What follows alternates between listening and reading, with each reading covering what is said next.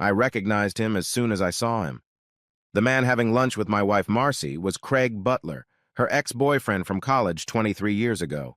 He had once been a brother, always would remain one. I didn't like him then, and I still don't. When I left for work this morning, she didn't talk to anyone about having lunch.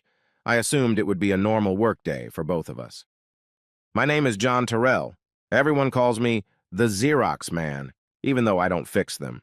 That's the name I got years ago when the copier was the industry standard.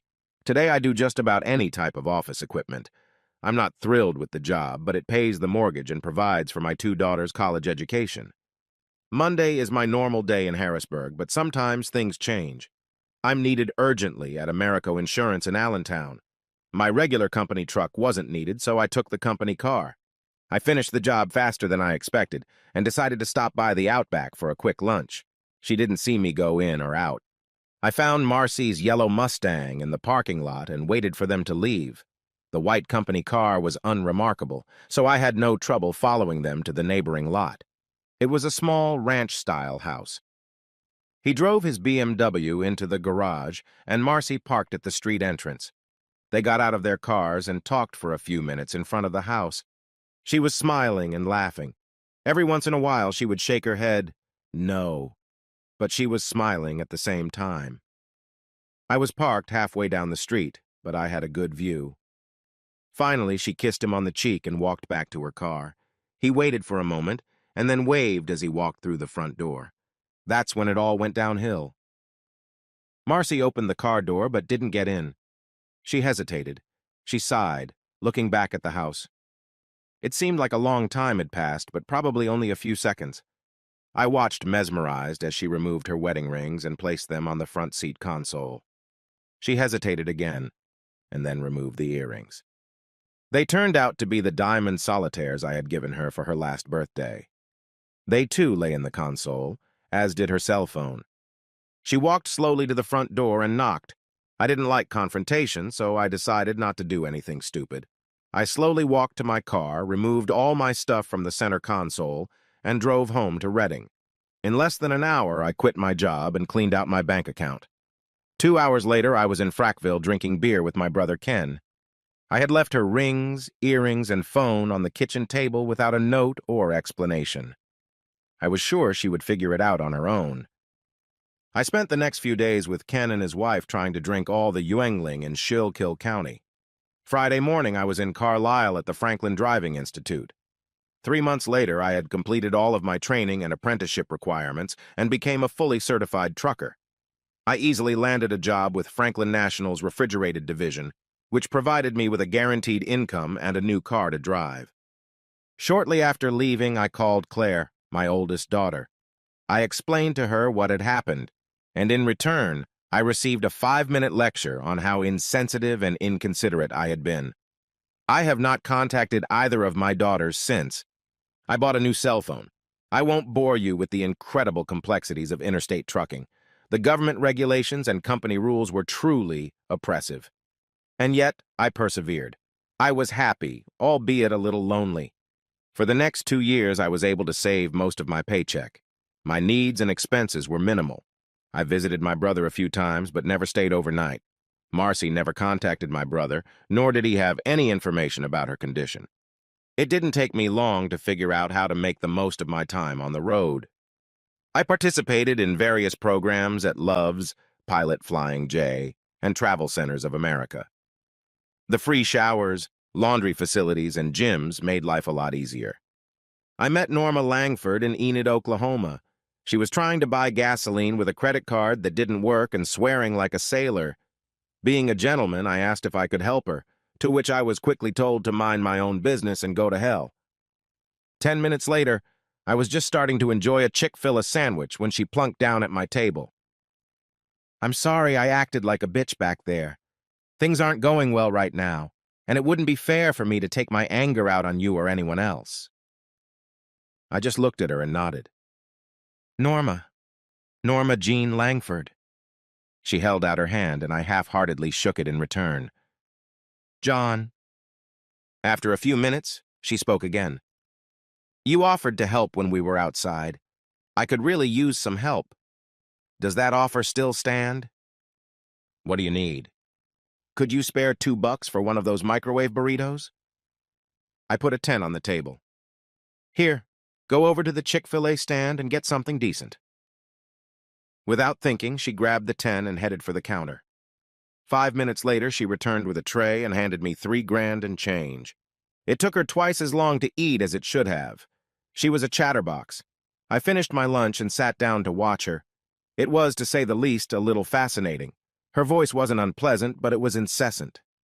She never said anything important, but just chatted nonstop. As unusual as it sounded, it didn't annoy me. Quite the opposite, in fact.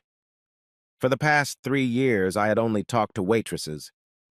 I smiled to myself at the ridiculous things she was saying. When she finished, she picked up her tray and mine and cleared the table. So, John, where are you headed? To Provo. Oh, okay. Can I give you a ride? What about your car? A quick glance showed her still standing in front of the pumps. I don't think she'll make it. Not without gasoline. She didn't answer me. Finally, I stood up and headed for my car. Norma Jean followed me, acting as if I had agreed to her request. I opened the passenger door and she jumped in. She wasn't wearing any clothes or personal belongings. I have no idea what happened to the abandoned car. No, I can't explain it. But later that day we stopped at Walmart and I bought her a few things. Jeans, tops, underwear, and comfortable shoes. It was nice to have someone to talk to, listen to. Norma Jean and I had never had sex or even gotten close. From the beginning, it was a platonic relationship and nothing more.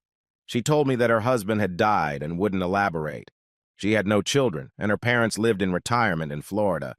I told her about my situation with Marcy, and she seemed genuinely interested. Norma Jean slept while I drove, and while I slept, she did the laundry and took care of business in the parking lots. My fuel purchases paid for her showers and periodic workouts at the gym as well as mine. It was a little awkward at first, but then it quickly smoothed out. Several times, Norma Jean asked me why I didn't try to have sex with her. I didn't have a good answer, so I just told her that I thought of her as a sister. She didn't push it. Everything was fine for about 9 months. The only hiccup that occurred was her adamant refusal to enter the state of Pennsylvania. On 2 occasions, I had to drop her off in Hagerstown and pick her up later, and then it was over. I received a message from the main office that seemed somewhat ominous. I was to return as soon as possible for a meeting with the Pennsylvania State Police and a representative of the National Transportation Safety Board. Norma Jean was not happy. She hadn't spoken to me for the past several hours before I dropped her off at a facility in Hagerstown. I promised to pick her up the next day. Mr. Terrell, I'm Detective Naranja with the Pennsylvania State Police, and this is Bill Fritz with the NTSB. As if I was supposed to know what that was. We were in one of the offices at Franklin headquarters. I felt like this was a police interrogation. Mr. Terrell, do you know this woman? Naranja held out a picture of Norma Jean across the desk. Yes, that's Norma Jean. She's my girlfriend. She's been with me for over 9 months now. Why? What do you know about her? Just what she told me. She was married, but her husband died. She has no children and her parents live in Florida. She talks a lot but doesn't say much. If you know what I mean. Anything unusual or strange? Yeah, probably. She doesn't like mayonnaise. She hates country and western music. She likes butter pecan ice cream. We mean character. Bill Fitz tried to blend in. Well, she refuses to enter the state of Pennsylvania. Whenever I have to drive into or through Pennsylvania for work, she asks me to drop her off somewhere. I pick her up later. Is that what you mean? Exactly. Would one of you gentlemen care to explain to me what I'm doing here and exactly what it is you're trying to do? Norma Jean is a good friend of mine, and I don't feel good about putting her on display, especially when I don't know what for. Bill Fitz leaned closer and asked, "Where is she now?" I don't know. I left her at Love's in Hagerstown. Fitz immediately left the room. Naranja brought me a cup of coffee. Norma Jean is suspected of killing 6 people. 5 of them were truckers. The first was her husband. We're baffled that you're still alive. Bullshit. It's a fact, Mr. Terrell. It took a while to connect all the dots, but here's what happened. All 6 died immediately after having sex with Norma Jean. The FBI crime lab was able to collect and compare data from several hundred possible crime scenes. 6 of them matched. The common factor was Norma Jean. But I'm still alive. That's right. And there haven't been any fatalities in the last 9 months. Other than the fact that you never had sex with her, we don't know why she stopped. How did she kill them? It looks like she gave them sleeping pills or some kind of sedative and then put a plastic bag over their heads. She even left the bags there with her fingerprints on them. All 6 of them? Yes. There may have been more than 6, but that's all we know at this point. Bill Fitz came back into the room. She's gone. They saw her on the security cameras earlier in the day, but she's gone now. How did you know she was with me? Hundreds and hundreds of hours. We searched CCTV footage at hundreds of service centers. Almost every picture we found showed you. Of course, it took a while to determine who you were. We were worried you might be in on it. And now? You're all clear. By the way, your wife is anxious to hear from you. How do you know that? This is the first place we went to try to find you. We had no idea you were separated. I apologize if we got anything wrong. By the way, she's living in Westchester with her parents now. Can I go now? Yes. I need to drop off a load first. Wouldn't it be a bad idea if I went back to Hagerstown? Perhaps. But we can't stop you. We'll look for her, and you can lead us to her, if you know what I mean. You mean that in looking for her, I might inadvertently expose her? Exactly. No, I didn't mess with Marcy or any of my daughters. I was still a little bitter about her cheating and supporting my daughters.